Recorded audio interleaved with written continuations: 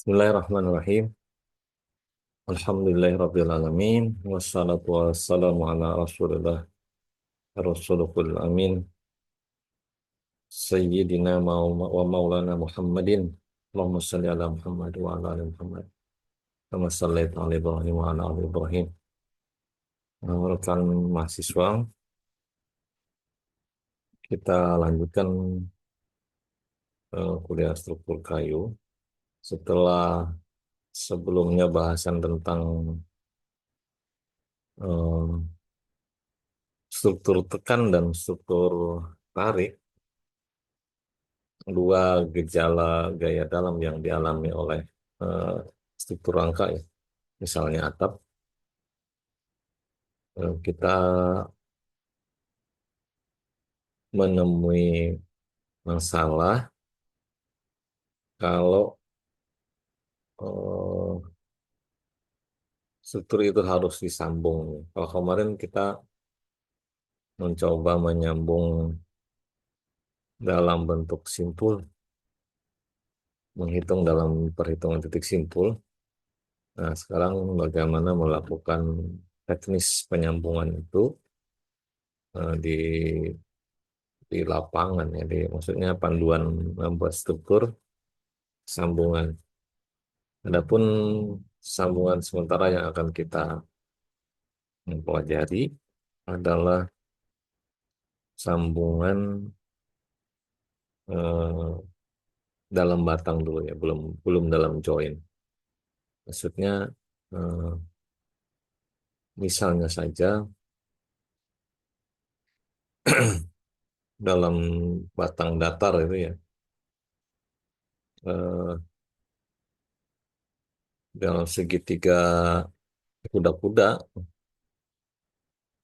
lebar rumah adalah 6 meter misalnya, rumah RS, ya. Terus kayu yang tersedia adalah 4 meter, ya, kayu di lapangan. Nah, eh, dalam rentang 8 meter berarti 6 meter, 4 meter, bentang rumah 6 meter berarti kayu 4 meter masih belum cukup untuk menyeberang ke tumpuan sebelahnya, sehingga diperlukan sambungan. Eh, Sederhananya sambungannya adalah 4 meter batang asli yang tersedia di pasaran, tambah lagi dengan 2 meter. Tetapi sambungan, kalau menggunakan sambungan yang berupa lewatan, berarti eh, 4 meter ditambah 2 meter, masih ditambah lagi sisi yang berlintasan seperti ini. Nah, demikian gambaran awalnya, dan segera saja kita lihat sambungan. Sebenarnya ada beberapa sambungan, ya.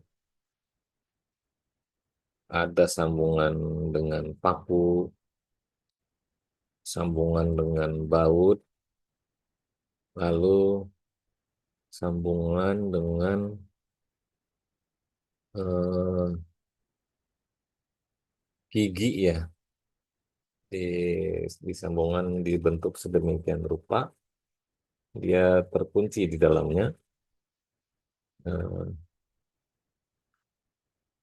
Walaupun masih diperlukan beberapa pengikat lain, ya, setelah gigi-gigi itu, tapi pada dasarnya tumpukan gigi itu yang diperhitungkan sebagai sambungan utama. Dan ada juga sambungan berupa perekatnya. Perekat ini misalnya kita lihat dalam beberapa furnitur, ya, lemari, terus meja, kursi, dan seterusnya. Eh, tetapi kalau dalam bahasan sipil tentu saja strukturnya yang agak berat lah, ya. Nah, itu kerangka rumah, kerangka atap, kerangka jembatan. Jadi eh, penggunaan perekat sejauh ini belum belum apa ya, belum cukup memadai, masih sangat berisiko menggunakannya. Namun demikian tidak menutup kemungkinan di masa yang akan datang eh, ada penemuan yang bagus, perkembangan dalam dunia industri sehingga menghasilkan pasta perekat yang kuat misalnya ini IPS-nya. Kalau itu ada, tentu lebih memudahkan mestinya ya. Atau eh, bisa lebih murah dan seterusnya.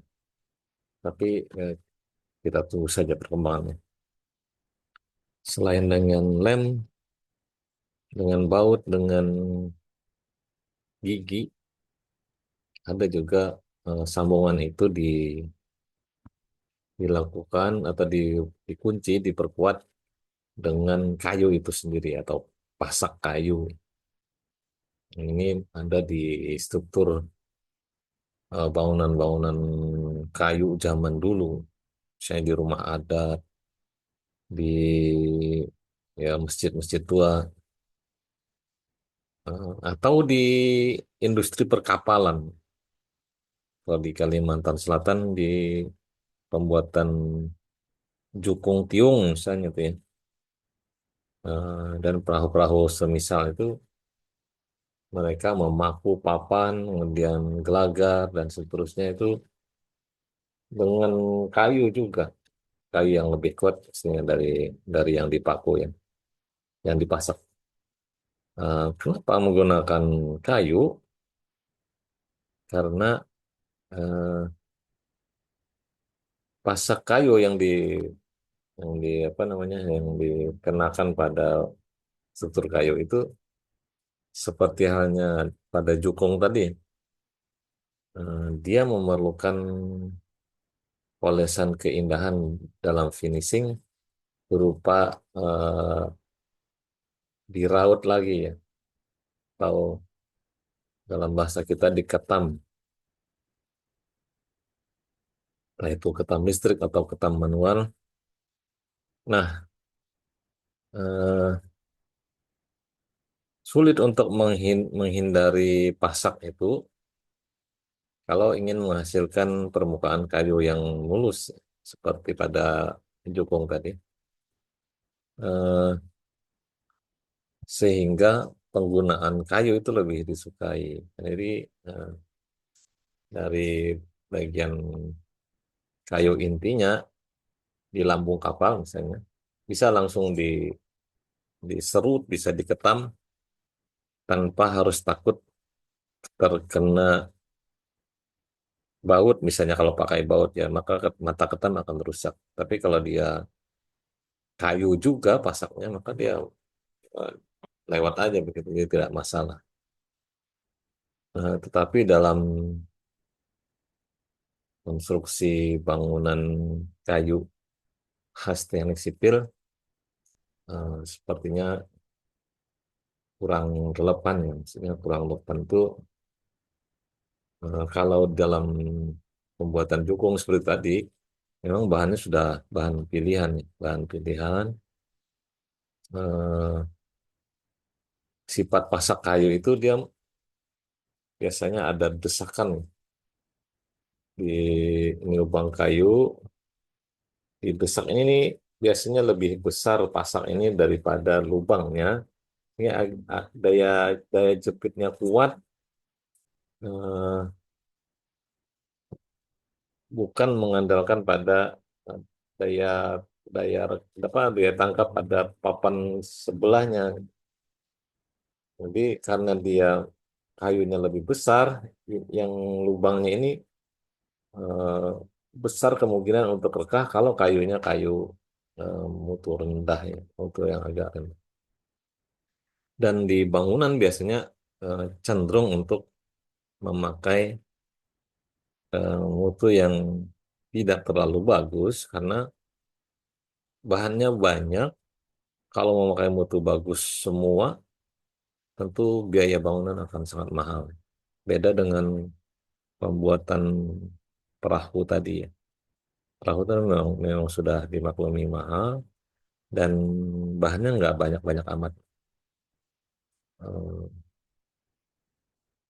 Didesain untuk tahan terhadap cuaca, tahan terhadap air dan seterusnya, sehingga memang kayu yang bagus. Demikian kita masuk saja dalam pembahasan sambungan kayu. Kali ini sambungan pertama adalah sambungan dari paku ya, atau nail nih.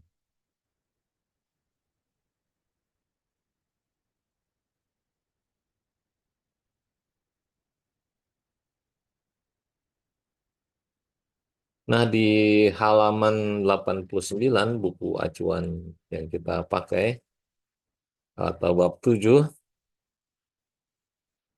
ada permasalahan seperti ini. Rencanakanlah sambungan buhul di bawah ini yang tersusun dari kayu dengan berat jenis 0,6 dan digunakan paku 3 inci, BWG 10, asumsi nilai faktor waktu adalah 1,0. Nah, jadi eh, ini kayu ke arah atas ya vertikal dan ini kayu arah horizontal. Nah, dari tampak samping, dari tampak atas kita bisa lihat, oh ternyata kayu yang ke atas itu ini adalah tunggal, sedangkan kayu yang arah horizontal itu dua lapis. Ya. Nah, di sini disebutkan yang ke atas, yang vertikal, ukurannya adalah 5,12, berarti di sini 5, sini 12. Lalu arahnya ke atas itu menyandang gaya tarik 10 kilonewton. Kemudian yang horizontal adalah dua buah kayu dengan ukuran 3,12. Berarti sini 3, yang sini 12. Tiganya 12. Ini dua buah, satu dan dua. Nah, dari sini dulu kita akan petakan ya, apa saja yang sudah diketahui dari keterangan soal tadi. Berat jenis 0,6, jenis paku adalah 3 in, BWG 10, kemudian faktor waktu atau lambda sama dengan 1, beban P adalah 10 Newton. Eh,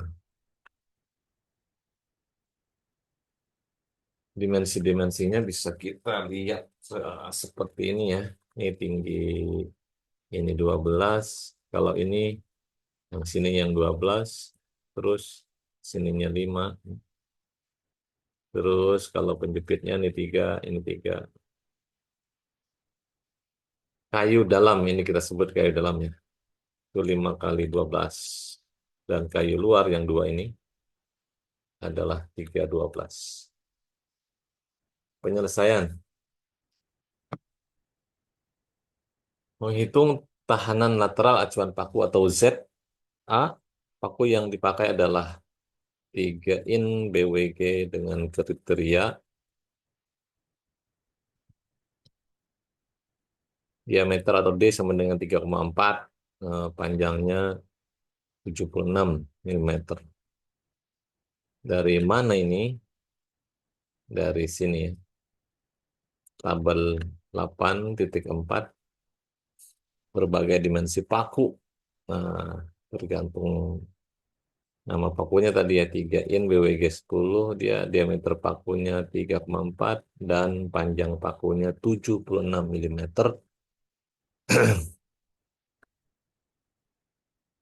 Kemudian kuat lentur paku atau FYB sama dengan 869 MPa. Eh,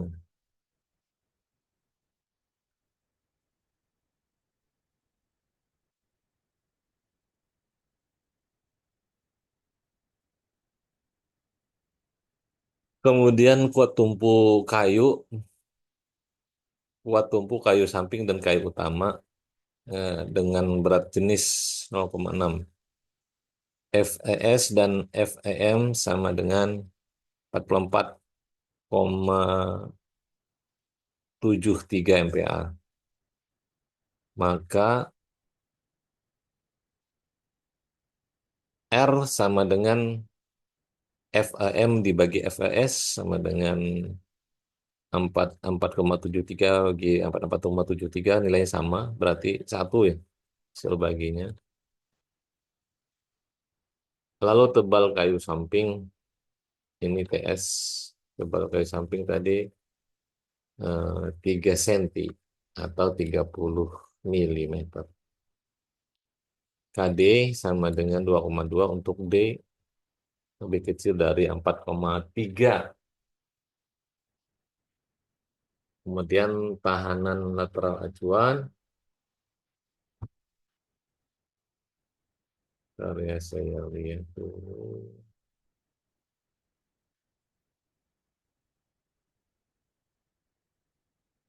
Nilai kuat tumpu tadi. Ini FYP, coba kita lihat di bawah apakah ada tabelnya.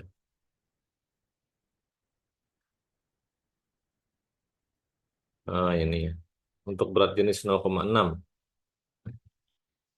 tabel di bab 8, tabel 8.2, 0,6 maka dia 4,73 MPa Fe-nya.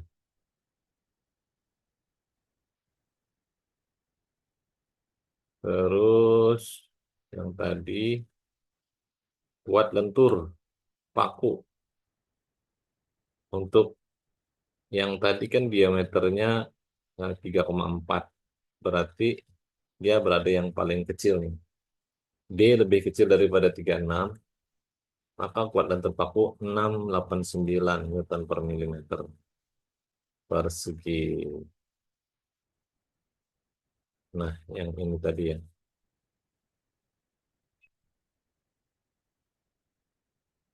Terus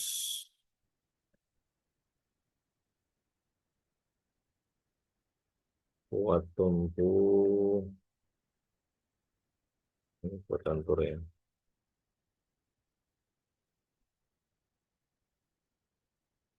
Dari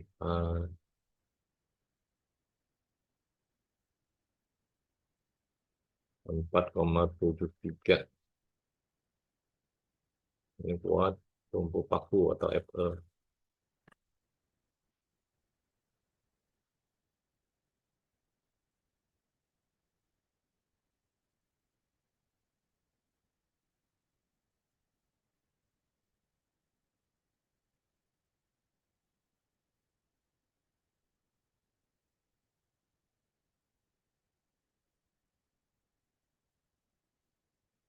R tadi didapatkan 1, kemudian tebal kayu samping 30, KD itu 2,2 untuk D lebih kecil dari 4,3. Tahanan lateral sama dengan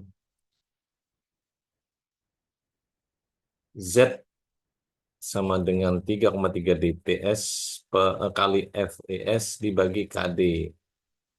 Nah, 3,3 kali nilai DT 3,4 dari ini diameternya, diameter paku di diameter paku kali TS tebal samping tadi ya, kayu samping. Lalu FTS. Ini.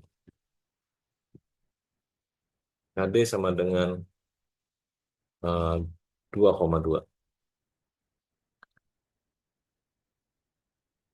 Hasilnya ini kali ini kali ini kali ini dibagi dengan ini, hasilnya 6.843,69 Newton. Persamaan ini berlaku untuk mode kelelahan eh, satu IS ya, rumusnya ini. Kalau dia yang lain, perhatikan saja yang seperti ini. Ada 3M, 3S, kemudian 4. Rumusnya sendiri-sendiri. Dengan catatan RE sama dengan FE per FEM per FES, kemudian P kedalaman penetrasi efektif, batang alat pengencang pada komponen pemegang, lihat gambar 3.2. Oh, tidak ada. Lalu KD itu ditetapkan 2,2 untuk D lebih kecil dari 4,3. Ini keadaan kita ya. Diameter apa tadi? Diameter pakunya. Kemudian ini untuk kondisi yang lain.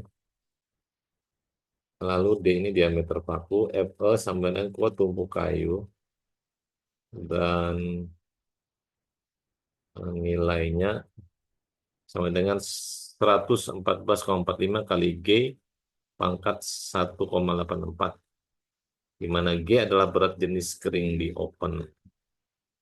FYB kuat lentur. Nah, jadi didapat 2,2 tadi eh, adalah dari sini tentuan berdasarkan gitu, sana itu.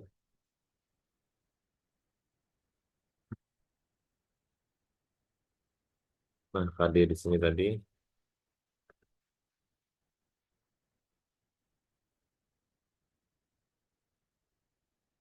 ini KD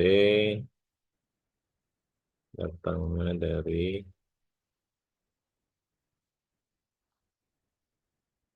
wah tidak cukup layak.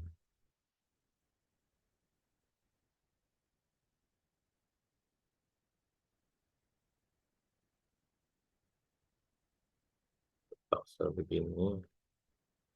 Nah, ini KD tadi ambilnya dari sini.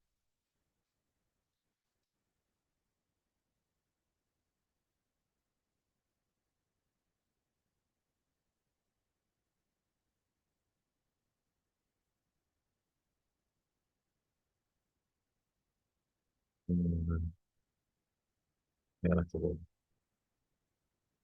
Nilai merah. Tadi 2,2.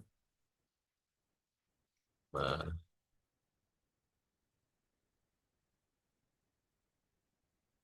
Fe kuat tumpuan kayu yaitu 111,5 114,45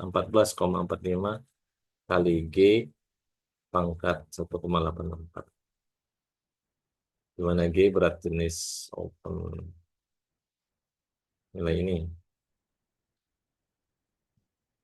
dan nilai ini adalah nilai yang tadi ini. Selanjutnya nilai Z sudah dapat, lalu eh,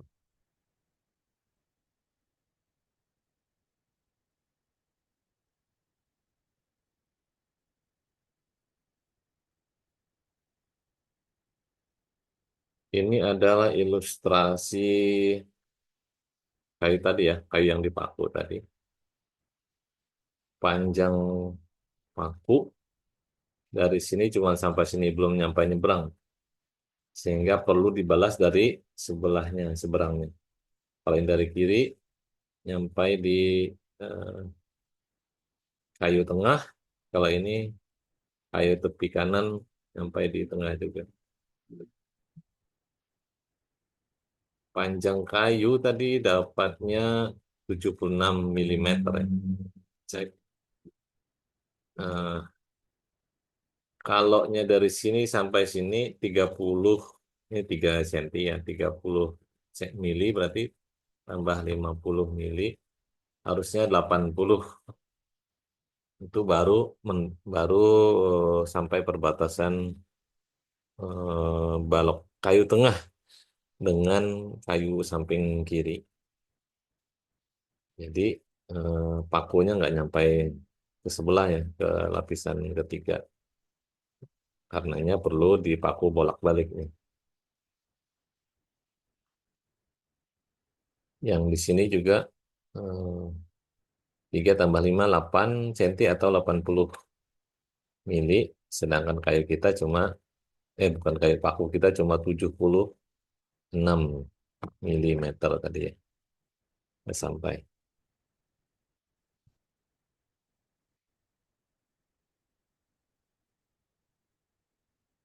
Nah, yang ini disebut sebagai kedalaman penetrasi efektif batang alat pengencang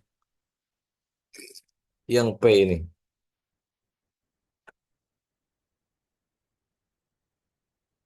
Sedangkan kondisi kita tidak sampai ya, nggak sampai ke batang ketiga, cuma batang kedua saja.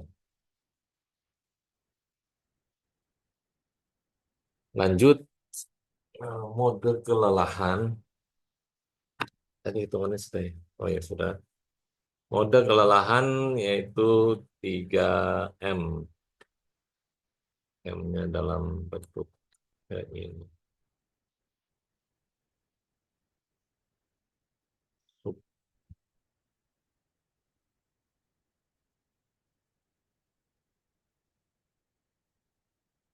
Ayo,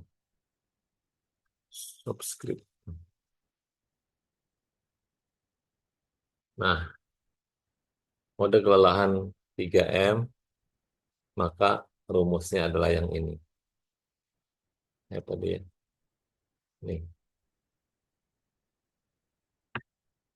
K1 sama dengan -1 dikali, ditambah ya, ditambah akar dari eh, akar pangkat 2 Kak, dari 2 kali dalam kurung 1 tambah RE tambah 2FYB kali dalam kurung 1 tambah 2RE tutup kurung kali D kuadrat per 3FEM dikali P pangkat 2. Nah, ini -1 tetapan, lalu 2 itu sama juga tetapan 1.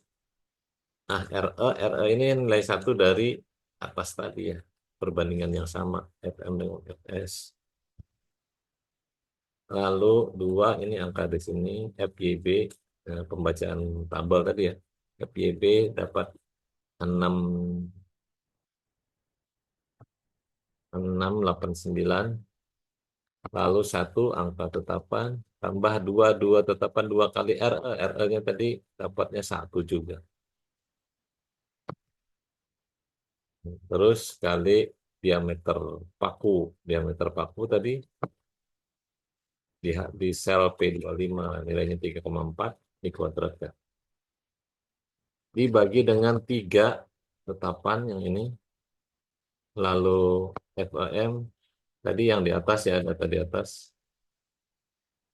Nilainya 44,73 dan P sama dengan 46. Di mana kita dapat 46? 46 itu paku kan tadi panjangnya 76 ya. Terus masuk masuk di lapisan 1 30, berarti 76 kurangi 30 sisa 46. 46 yang masuk ke sini. Jadi berhentinya di lapisan 2. Itu nilai P-nya. Mana nih? X105.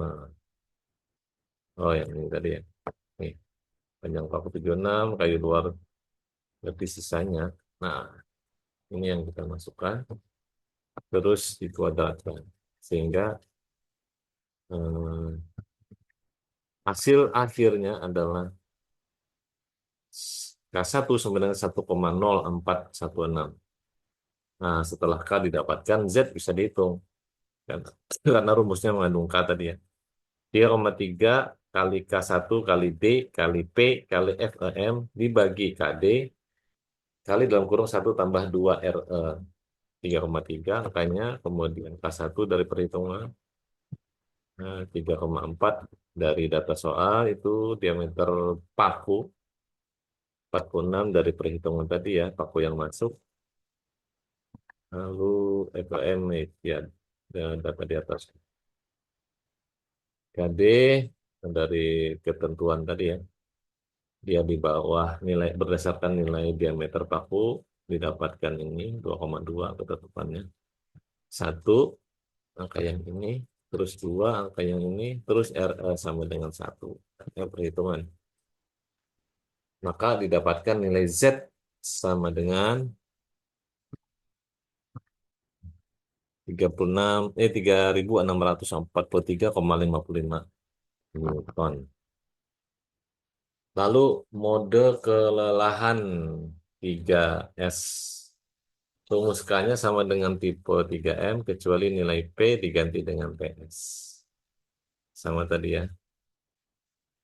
Nah, P diganti dengan PS yang ini. P diganti dengan PS. Kita coba lihat. Bandingkan.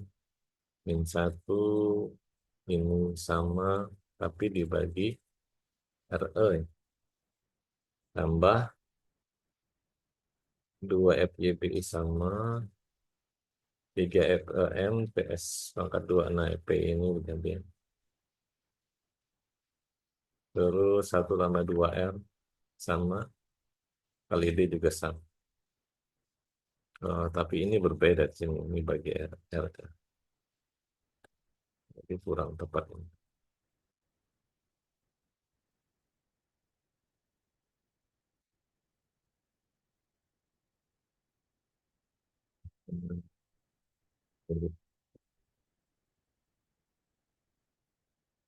Nah, kita masukkan saja angka-angka tadi ya untuk RE, kemudian FYB, RAD, FYB, dan TS.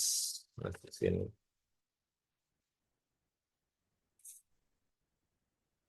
Didapatkan 1,0966 untuk mode kelelahan 3S. Nah, yang terakhir adalah mode kelelahan 4 ya. Z sama dengan 3,3D kuadrat per KD dikali akar dari 2 FEM kali FYB per 3 kali dalam kurung 1 tambah RE sama dengan berapa? Ini masuk nilai D, ini nilai KD, terus 2 FEM, ini FYB dari bacaan tabel, 3 tetapan, 1 tetapan RE hitungan. Ini diselesaikan dulu ini, hasil ini. Terus ini, hasilnya ini.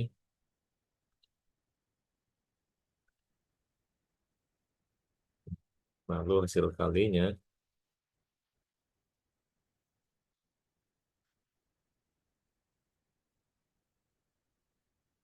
nah ini ya, sama dengan ini.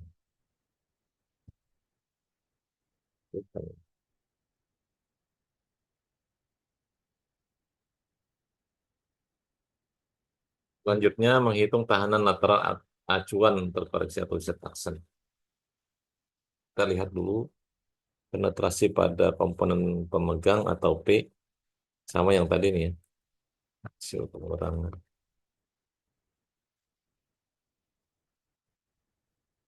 Lalu 6D sama dengan 6 kali diameter ini atau 20,4 mm. 12D sama dengan 12 kali diameter paku sama dengan 40,8 mm. Perbandingan 6D terhadap P dan P terhadap 12D. 6D yang itu, terus ini nilai P terhadap 12D lebih besaran P. 6D terhadap P masih besaran P. Dengan kondisi ini maka CD sama dengan 1, yaitu eh, 6D-nya lebih apa ya?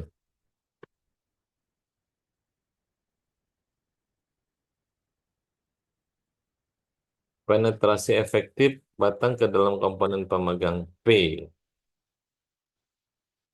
Apakah dia lebih kecil dari 6D? Tidak ya, dia lebih besar daripada 6D.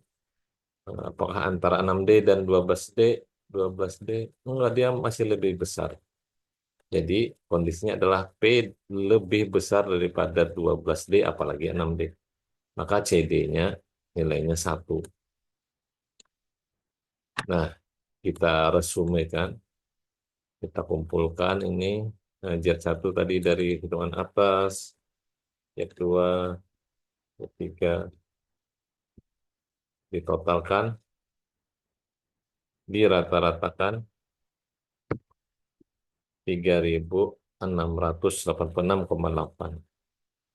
Nah, Z aksen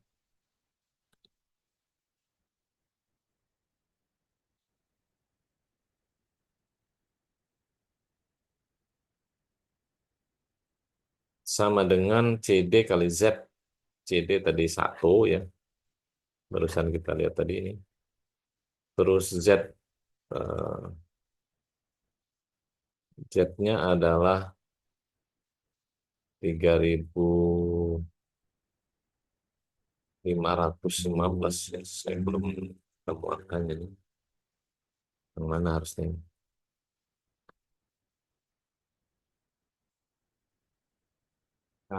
Maka tetapi dalam contoh soal adalah 3,515.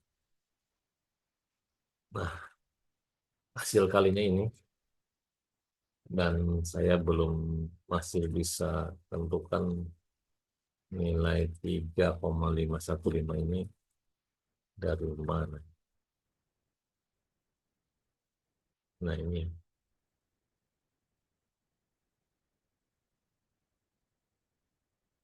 apakah Z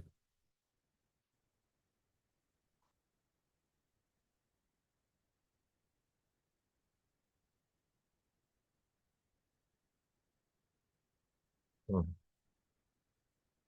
tidak ada yang sama.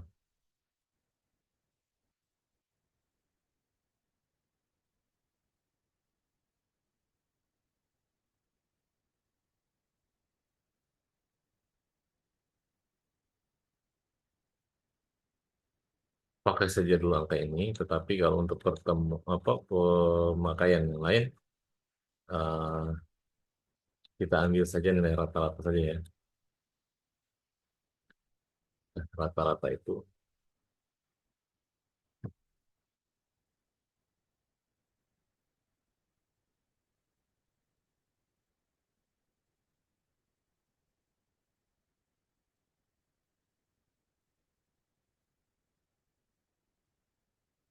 menghitung tahanan lateral paku atau ZU, Z ultimate,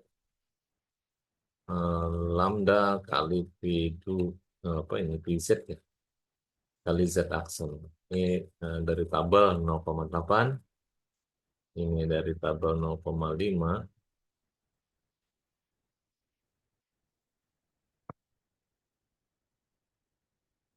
kemudian Z aksen tadi yang ini.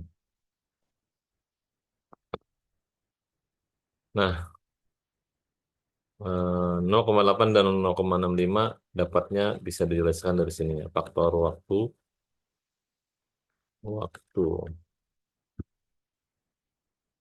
atau lambda nilainya 0,8. Lihat tabel 3.2 yang sebelumnya ya. Kemudian faktor tahanan P, lihat tabel 3.1 untuk sambungan nilainya 0,65. Untuk sambungan, tabel 3.2-nya yang ini 0,8 itu ini ya.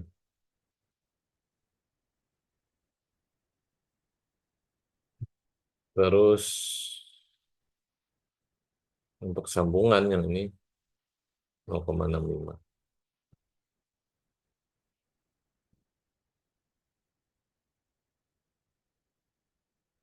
Lanjut,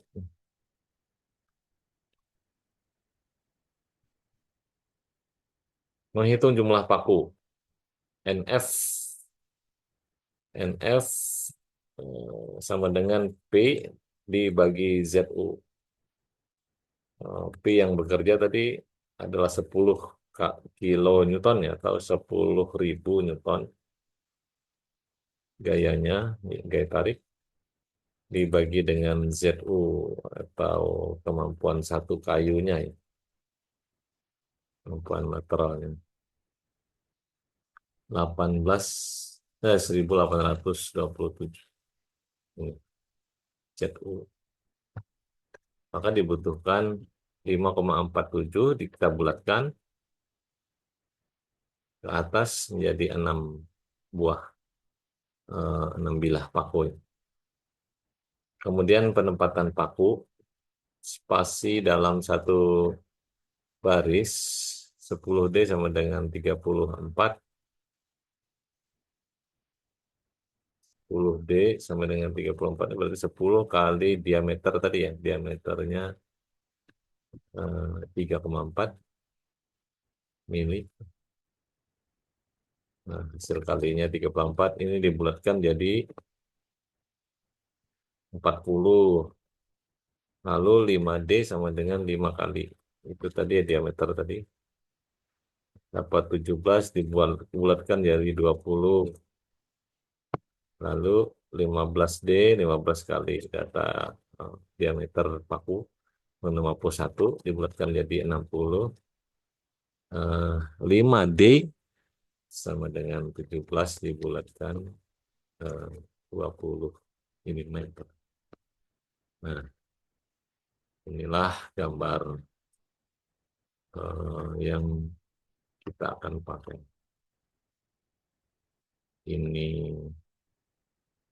adalah jarak A-nya di sini, terus jarak B yang ini, jarak C dari sini ke ujung ini ya, ujung sambungan. Kemudian jarak D dari paku teratas ke serat atas, jaraknya berapa? E adalah lawannya ya. Dari paku paling bawah jaraknya ke serat kayu paling bawah. Di sini juga sama ya, jarak dari apa namanya paku ke serat paling kiri dari kayu ini, kayu yang vertikal. Adapun C adalah jarak paku terakhir ke ujung sambungan kayu.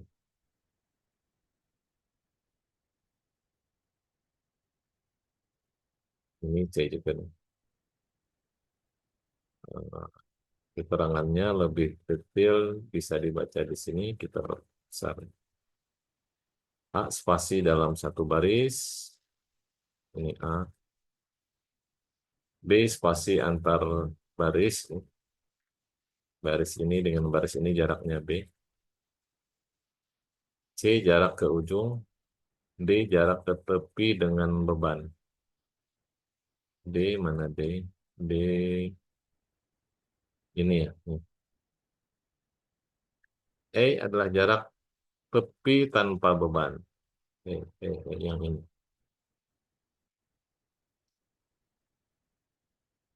Nah, selanjutnya spasi dalam satu baris pada semua arah garis kerja beban lateral terhadap arah serat kayu, spasi minimum antara alat pengencang dalam satu baris diambil 10D bila digunakan plat sisi dari kayu atau minimal 7D untuk plat sisi dari baja. B. Spasi antar baris. Pada semua arah garis kerja, beban lateral terhadap arah serat kayu, spasi minimum antar baris adalah 5D. Kemudian jarak minimum dari ujung komponen struktur ke pusat alat pengencang, yaitu paku, Yang terdekat diambil sebesar satu untuk beban tarik lateral, 15D untuk plat sisi dari kayu, 10D untuk plat sisi dari baja. Dua, untuk beban tekan lateral, 10D untuk plat sisi dari kayu, 5D untuk plat sisi dari baja. Kemudian jarak ke tepi atau D, jarak minimum dari tepi komponen struktur ke pusat alat pengencang, yaitu paku, terdekat diambil sebesar 5D pada tepi yang tidak dibebani dan 10D pada tepi yang dibebani. Ini tadi. Nah, demikianlah eh, sambungan paku. Perlu diulang, ditulis lagi, dan digambar ulang di mana menempatkan paku. Demikian untuk sambungan paku pada struktur kayu. Mudah-mudahan bermanfaat bagi kita semua. Terima kasih atas perhatian. Wabillahi taufik wal hidayah. Subhanakallahumma rabbana wa bihamdika asyhadu an la ilaha illa anta astaghfiruka wa atubu ilaik. Mohon maaf atas kekurangan. Assalamualaikum warahmatullahi wabarakatuh.